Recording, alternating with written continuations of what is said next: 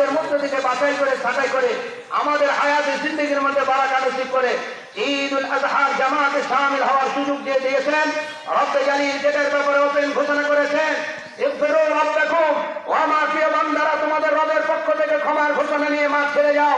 রব্বে জালিলের ক্ষমার ঘোষণা পাওয়ার আশায় দুনিয়ার ঘর বাড়ি ছেড়ে কাজ কারবার ছেড়ে ইমানদারদের কাতারে শামিল হওয়ার সুযোগ যে আমরা পেয়েছি, রব্বে জালিলের দরবারে ভক্তি ভরে সমস্বরে উঁচু আওয়াজ করে সকলে মিলে কালিমাতুশ শুকর আদায় করে পাঠ করছি আলহামদুলিল্লাহ। তদুপরি নাযিল হোক লাখ কোটি দরুদ সালাম প্যারা হাবিবের প্রতি, যে সরকারের দুজাহার মর্যাদার কারণে জাহিলি যুগে মানুষের আনন্দের কোন নির্ধারিত দিন ছিল না। মদিনার পত্তলিকেরা তাদের বাপদাদার ধর্ম অনুযায়ী দুনিয়াতে পৃথিবীর শুরুতে বছরের প্রথম এবং শেষ দিনকে আনন্দ উদযাপনের দিন যাপন করেছিল। বিশ্ব নবীজি আল্লাহ তাবারক ওয়া তাআলার কাছে দোয়া করেছেন, রব্বে জালিল মুসলমানদের জন্য বৈধ দুটি ঈদ ঈদুল ফিতর এবং ঈদুল আযহা হিসেবে দান করেছেন। যেই প্রিয় নবীজির মর্যাদার কারণে আপনাকে আমাকে ঈদুল আযহার মতো বৈধ আনন্দের তৌফিক আল্লাহ জাল্লা শানুহু দিয়েছেন। বিশ্ব নবীজির উপর বর্ষিত হোক লক্ষ কোটি দরুদ সালাম। প্রাণাদি প্রিয় নবীজি যিনি সারাটা জিন্দেগি উম্মতের জন্য কেঁদেছেন, হাদিসে পাকে কথার সাক্ষ্য বহন করে সরকার দু আলমের চোখের পানি দিয়ে রওজায়ে পাহাড়ের মাটিগুলি কাদা হয়ে যাবে।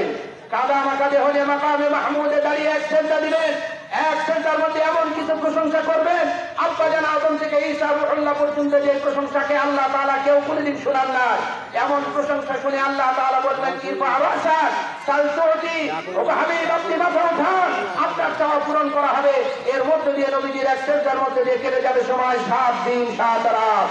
7 দিন 7 রাত সেজদায় পড়ে যে মহামানব আপনার আমার জন্য সুপারিশ করবেন। লক্ষ কোটি দরুদ সালাম বর্ষিত হোক পেয়ারা নবীজির উপর। রওজায়ে পাহাড়ের দিকে ধ্যান খেয়ালের সাথে সকলে মিলে পড়ছি সাল্লাল্লাহু আলাইহি ওয়াসাল্লাম। মুআজ্জাজ হাজিরিন, মানুষের সাথে নতুন ভাবে মিশতে গেলে তার চালচলন আগে অবজার্ভ করতে হয়, মনিটরাইজ করতে হয়, আগে নিরীক্ষণ করতে হয়। সুতরাং আমি আপনাদের আশেপাশে বিভিন্ন জায়গায় মাহফিলে এসেছি, এছাড়া আপনাদের সাথে আমার ব্যক্তিগত কোনো আগের পরিচয় নেই, সম্পর্ক নেই। এই হাসনাবাদ থেকে শুরু করে আপনাদের এই গুজিয়া মাদ্রাসা মসজিদের এই মাহফিল সামনে, গুজিয়া হাই স্কুল মাঠে, জুড়ি মাছ পড়া, জুড়ি মাদ্রাসা, এই পানিতলা, এই আশেপাশে এই কয়েকটা প্রোগ্রাম করার সুবিধা আপনাদের সাথে আমার যতটুকু সামান্য সময় পরিচয় হয়েছিল, আজকের কোনো পরিচয় করব নয়। কোরআনে পাক থেকে সরাসরি এখানে আয়াতে কারিমা তেলাওয়াত করেছি। নবী আলাইহিস সালাতু ওয়াস সালামের হাদিসে মুবারকা থেকে একখানা বিখ্যাত হাদিস তেলাওয়াত করেছি। কোরআন এবং হাদিসকে সামনে রেখে যথা টাইমে নামাজ হবে, কারণ যে ব্যক্তি 9টার সময় দেওয়ার পর টাইম মতো আসতে পারবে না, তার জন্য 12টায় সময় দিলেও সে পারবে, যে পারবে না সে কোনো কালই পারবে না। অকর্মা সর্বকাল অকর্মায় থাকে।